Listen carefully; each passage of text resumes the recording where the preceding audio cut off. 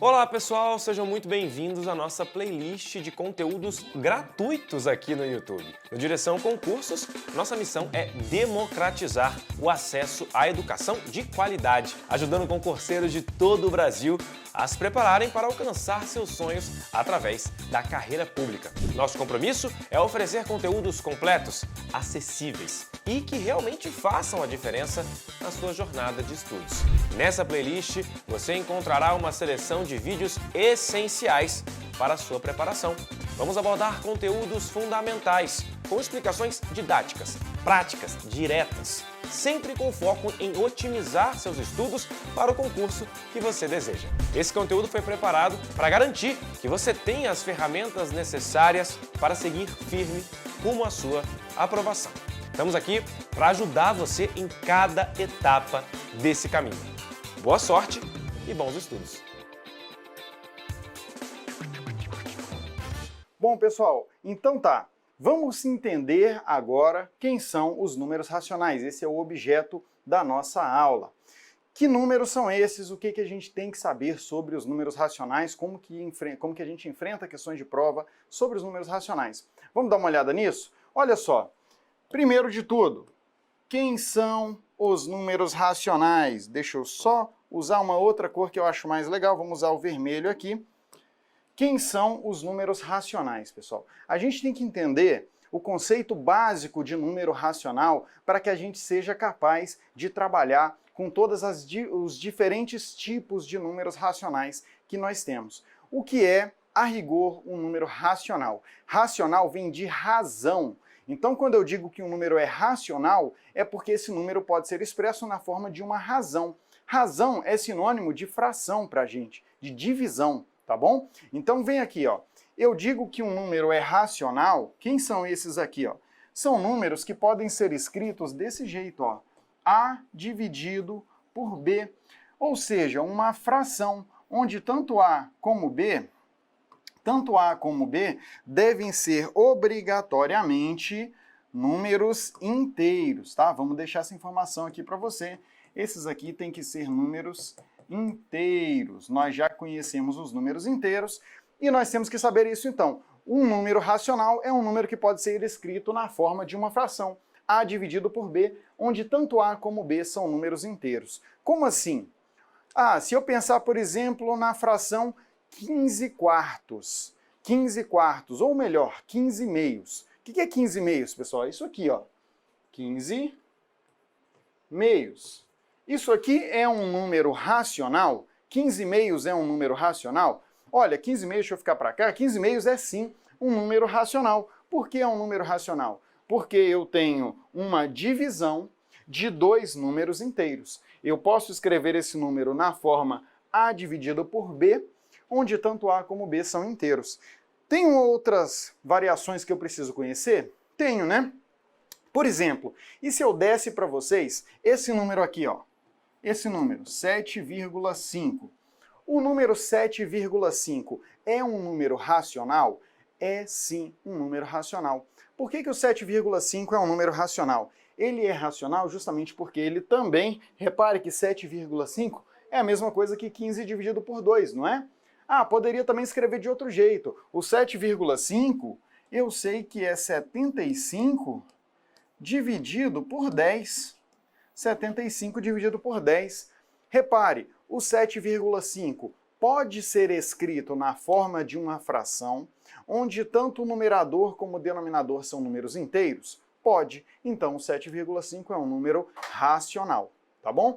Então, essa é a definição básica de números racionais. Os números racionais são aqueles que podem ser escritos na forma de uma fração, onde tanto o numerador como o denominador têm que ser obrigatoriamente números inteiros. Quando eu falo números inteiros, estou falando os positivos e os negativos. Então, por exemplo, dá uma olhada nesse número aqui, ó, menos 2,5. O número menos 2,5 é um número racional? Com certeza ele é racional, sabe por quê? Porque menos 2,5 pode ser escrito na forma de menos 25 dividido por 10. Menos 25 dividido por 10 é uma divisão de dois números inteiros? é uma divisão de dois números inteiros. Então, menos 2,5 é sim um número racional. Sabendo essa definição, a gente vai conseguir compreender com tranquilidade os tipos de números racionais que nós temos. Veja só, primeiro de tudo, perceba que todos os números inteiros são racionais. Por que que todo número inteiro é racional? Pensa aí em qualquer número inteiro. Por exemplo, o número 20. O número 20 eu sei que é um número racional, né? Que é um número inteiro, desculpa, 20 é inteiro. Agora, o número 20 é racional? Com certeza, sabe por quê? Porque 20 é a mesma coisa que 20 dividido por 1. Repare, uma fração onde o numerador e o denominador são inteiros. Além disso, 20 não é a mesma coisa, por exemplo, que 40 dividido por 2. Enfim, existe uma infinidade de maneiras da gente representar o 20. De qualquer forma, a gente percebe que o 20 pode ser representado na forma de uma fração. Na pior das hipóteses, eu vou escrever assim, uma fração onde o denominador é igual a 1. Isso aqui é uma divisão de dois números inteiros? É. Então, qualquer número inteiro pode ser, também é um número racional? Com certeza também é um número racional. Mas e se eu tivesse o número menos 17?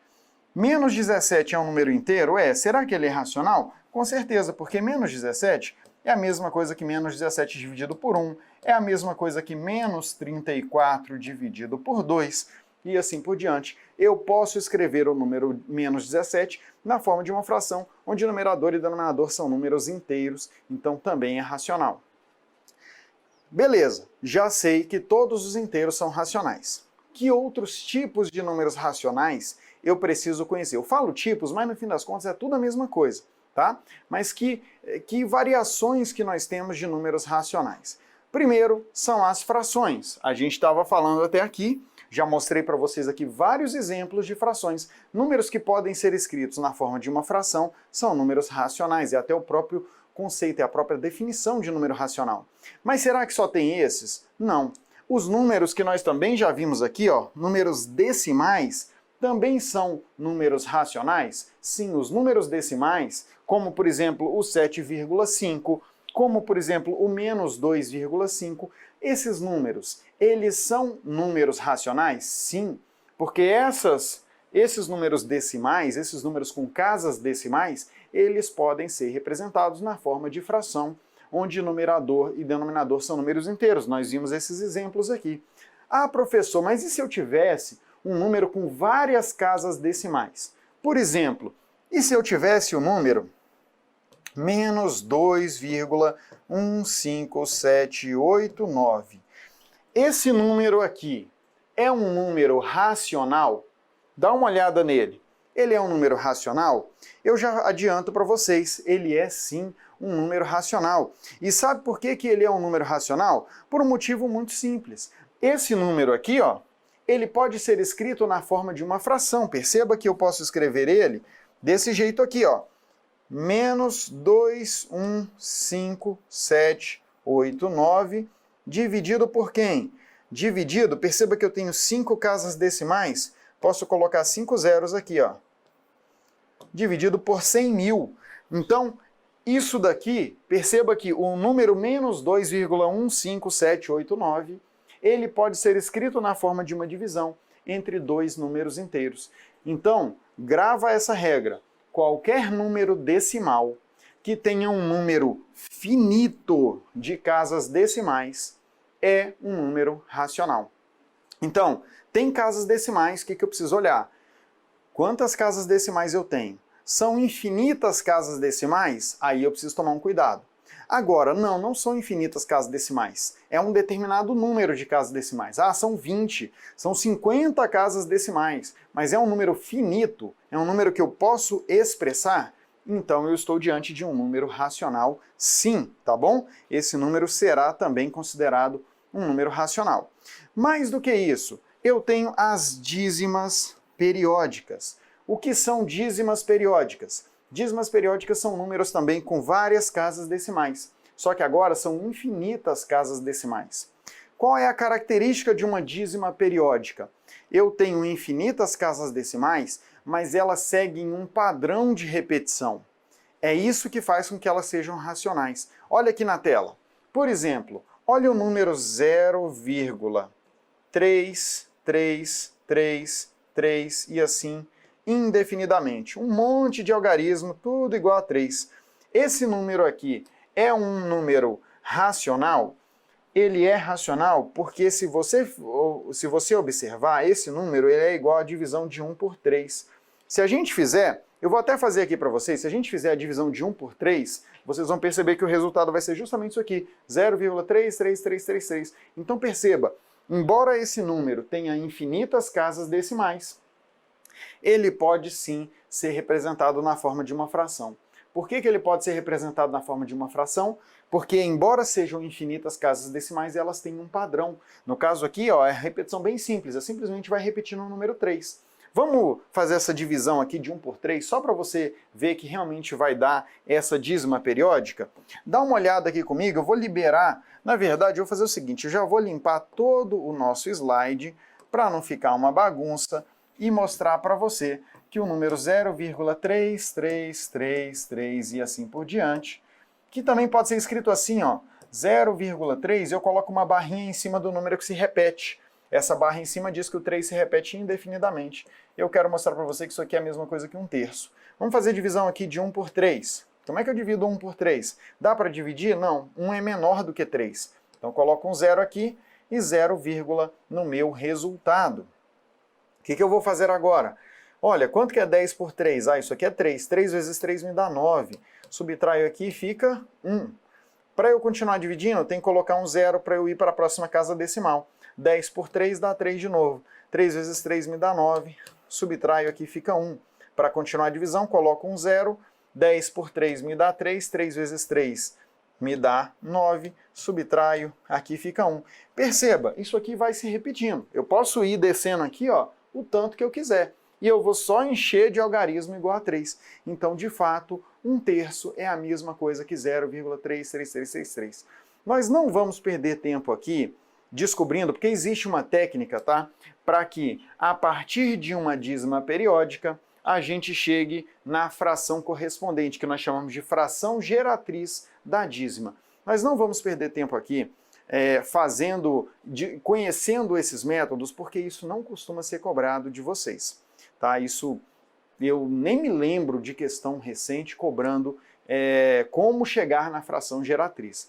Então não acho que é producente a gente gastar tempo com isso. Mas é importante, isso sim é cobrado, importante que você saiba que as dízimas periódicas são números racionais. Ou seja, quando nós temos um número com infinitas casas decimais, mas eles se repetem, aí eu tenho um número racional. Cuidado, não precisa ser uma repetição tão bobinha assim não, tá? Por exemplo, ó, olha esse número aqui, 1,057, 286, 286, 286 e assim por diante. Pessoal, isso aqui é uma dízima periódica? É. Embora eu tenha algumas casas aqui no início que não se repetem, a partir do 2 aqui, ó, começa a ter um padrão. 286, 286, 286 assim por diante. Infinitas casas decimais assim. Isso daqui é uma dízima periódica? Com certeza. Se é uma dízima periódica, é um número racional? É claro que é um número racional, não tenho dúvida sobre isso. Estou diante, sim, de um número racional. Legal, pessoal. Sabendo disso, a gente pode dar sequência aqui, então, nessa nossa aula e vamos conhecer, vamos avançar aqui para conhecer, mas para resolver, né, vamos trabalhar uma primeira questão aqui já, para ficar bem tranquilo, bem claro na cabeça de vocês do que a gente está falando aqui. Primeira coisa que nós temos que saber, olha só comigo. Primeiro, esse número aqui, ó, 0,555, é um número racional? Vamos julgar essa alternativa? Será que esse número aqui é um número racional? Eu percebo claramente, quando eu bato o olho nesse número, que ele tem casas decimais. Só que as casas decimais se repetem. Eu tenho um padrão de repetição das minhas casas decimais. Ora, isso aqui é ou não é um número racional? Isso aqui com certeza é sim um número racional, tá? Uma dízima periódica é um número racional, isso aqui é verdadeiro. Vamos aproveitar e julgar o segundo item? A segunda afirmativa fala para mim que todo número inteiro tem um antecessor. Olha só, a questão está querendo saber se todo número inteiro tem um antecessor. O que significa ter um antecessor? Ter um número atrás dele, ter um número que é antes dele. Pensa comigo, o número 10 tem um antecessor? Tem, é o 9. O 9 tem um antecessor? Sim, o 8. O 8 tem um antecessor? Sim, o 7. E a gente vai descendo. O 1 tem um antecessor? Tem. Qual o antecessor do 1? É o 0. Voltando ao 1, eu chego no 0. E o 0? O 0 tem antecessor? Tem. Atrás do 0 está quem, pessoal? O menos 1. Começam os números negativos. Atrás do menos 1, o menos 2. E vai indo assim. Todo número inteiro tem um antecessor? Com certeza. Porque os números inteiros, eles são infinitos para um lado e para o outro. Cuidado, isso aqui está certo, né? Vamos marcar aqui, verdadeiro. Mas e se a questão estivesse falando sobre os números naturais? Se fosse, todo número natural tem um antecessor, sua resposta seria errado, né? Por quê? Porque os números naturais, eles começam no 0. Eles têm um início, eles não têm fim. Para cima, tem infinitos. Tanto que todo número natural tem um sucessor. Sempre que eu tenho um número natural, eu posso escrever um número que é uma unidade maior do que ele. Mas para baixo não, porque eu paro no 0. O número 0 tem um antecessor? No conjunto dos números naturais, não tem antecessor. No conjunto dos inteiros tem antecessor sim, por isso que a gente marcou, né, verdadeiro nessa questão. Beleza, vamos então avançar. Vamos dar uma olhada em mais um exercício. Olha o que essa questão fala para a gente.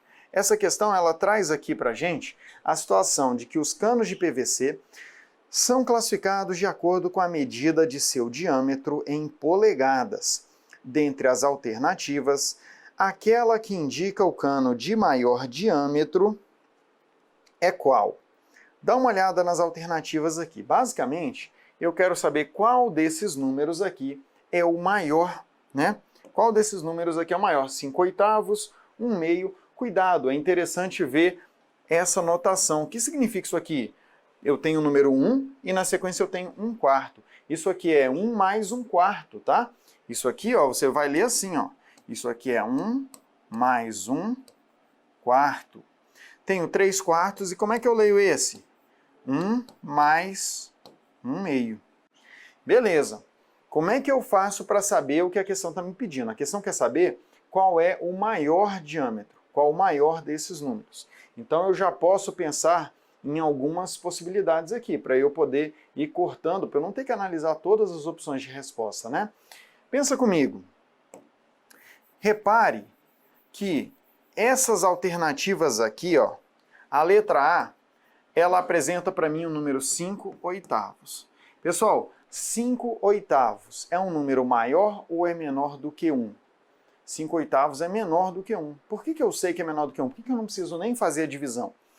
Porque o meu numerador é menor do que o denominador. É só você pensar num caso muito simples, né? Se eu tenho 5 pedaços e eu tenho que dividir entre 8 pessoas, é claro que cada pessoa vai receber menos do que um pedaço. Então sim, 5/8 é um número menor do que 1. Então já vou deixar anotado, 5/8 é menor do que 1. E esse daqui, 1/2. 1/2, metade. Metade claramente é menor do que 1. Dá uma olhada aqui na letra D. Na letra D eu tenho um número 3/4. 3/4 é menor do que 1? Com certeza. 3 é menor do que 4, 3/4 é menor do que 1. Eu fico na prática entre duas alternativas, a letra C e a letra E. Tanto na C como na E, eu tenho números maiores do que 1. Então vamos analisar só essas duas. Deixa eu limpar aqui para você. Você já sabe que a letra A não serve, a letra B não serve, a letra D não serve. Vamos olhar a letra D?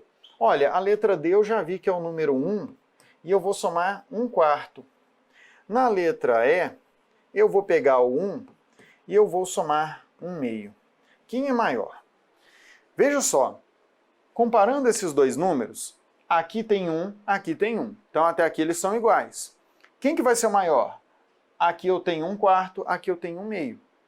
Quem que é maior, 1/4 ou 1/2? 1/4 eu pego 1 e divido entre 4 partes. 1/2 eu pego 1 e tiro metade só. Então, 1/2, metade, é maior do que 1/4.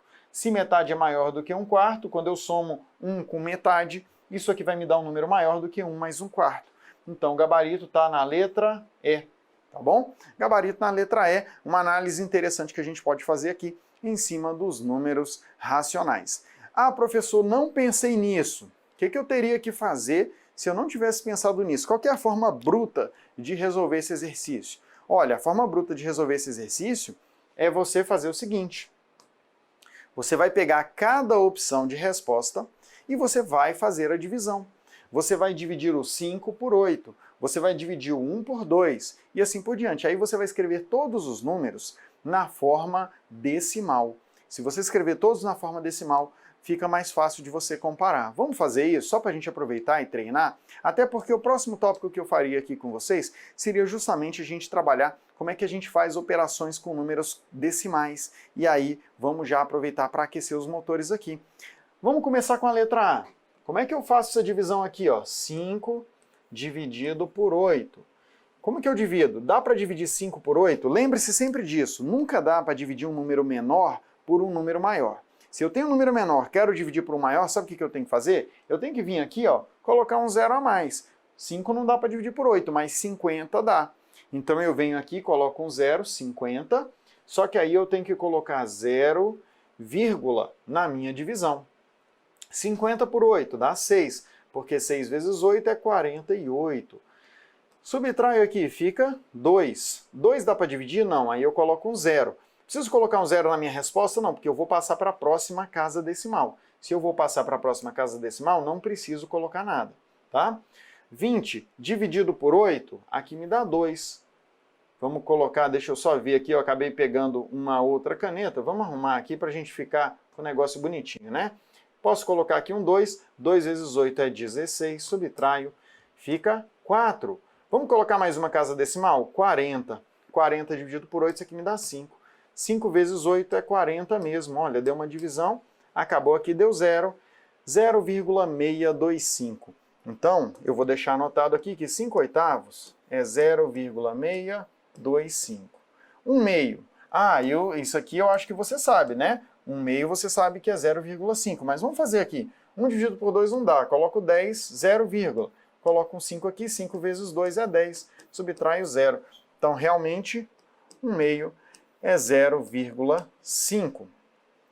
Aqui, pessoal, na hora da gente fazer a comparação, é importante a gente fazer o seguinte, muita atenção aqui. Até para ficar mais fácil a comparação, é legal você escrever os números aqui com uma vírgula embaixo da outra. Se você colocar uma vírgula embaixo da outra, fica fácil da gente comparar.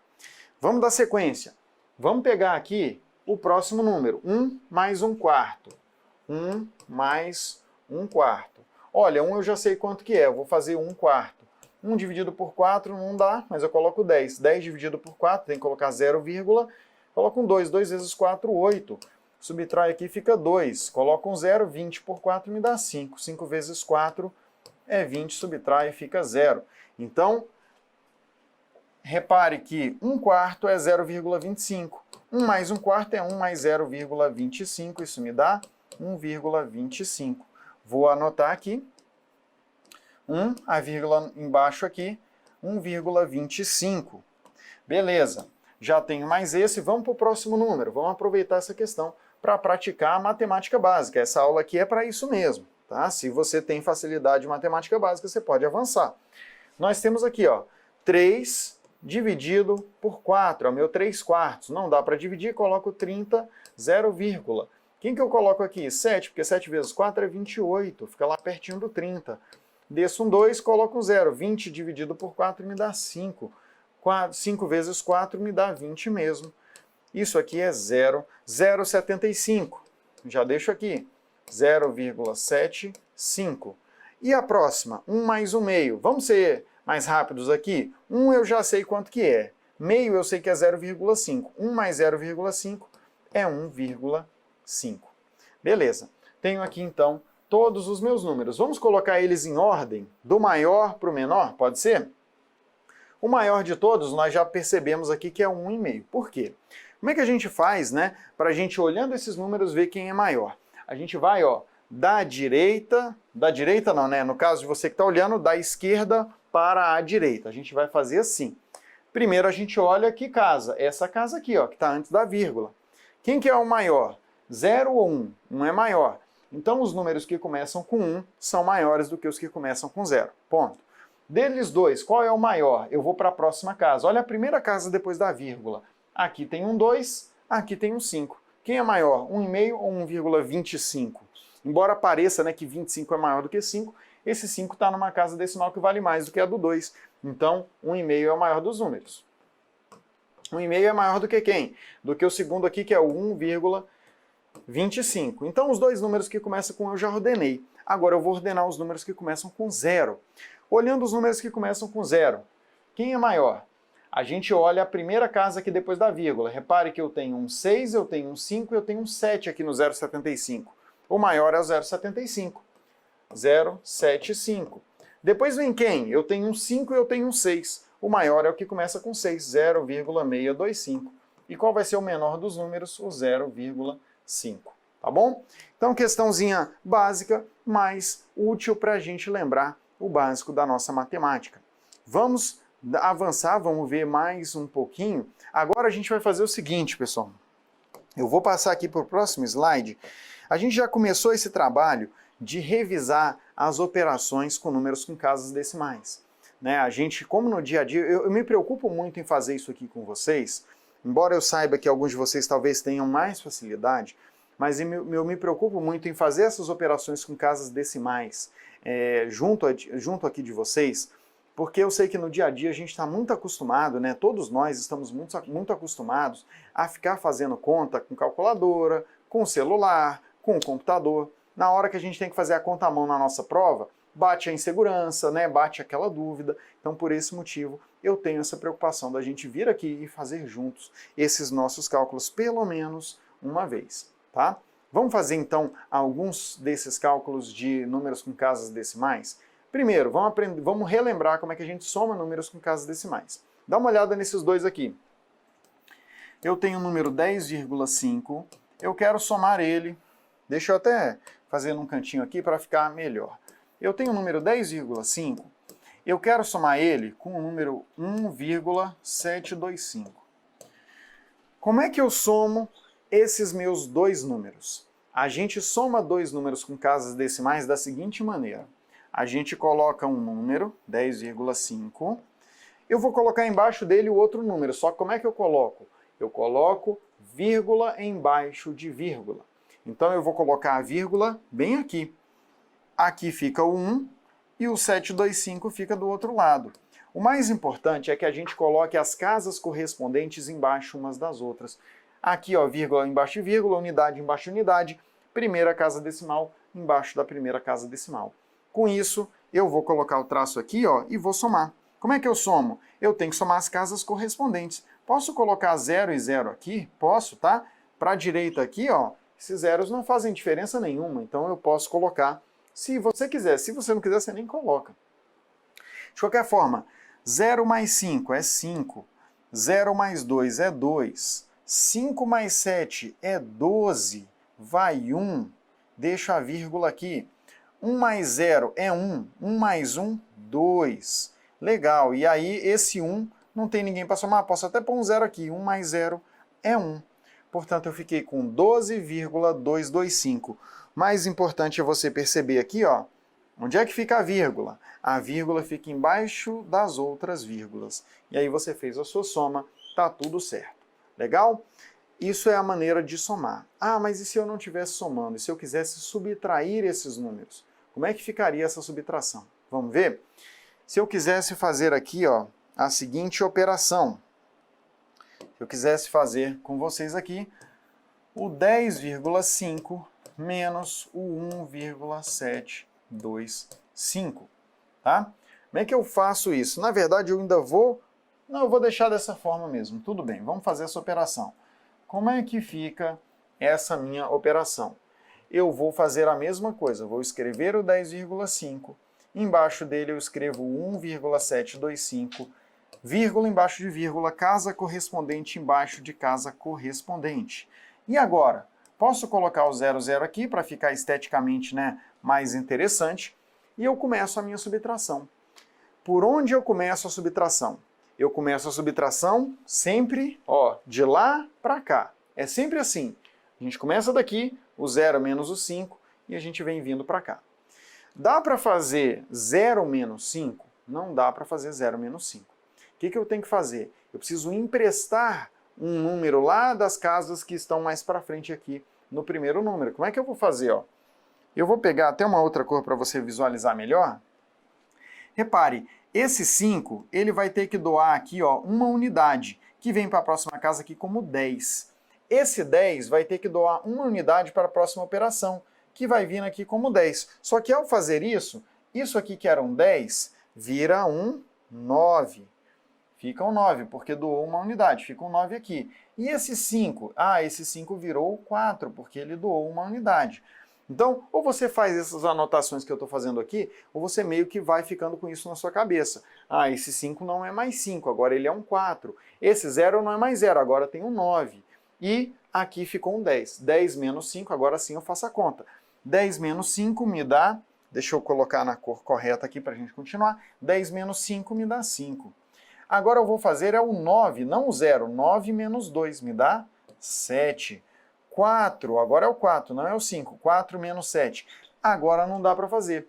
4 menos 7, de novo eu caí no mesmo problema, porque 4 é menor do que 7. O que eu vou fazer então? Mesmo procedimento. Olha aqui, ó.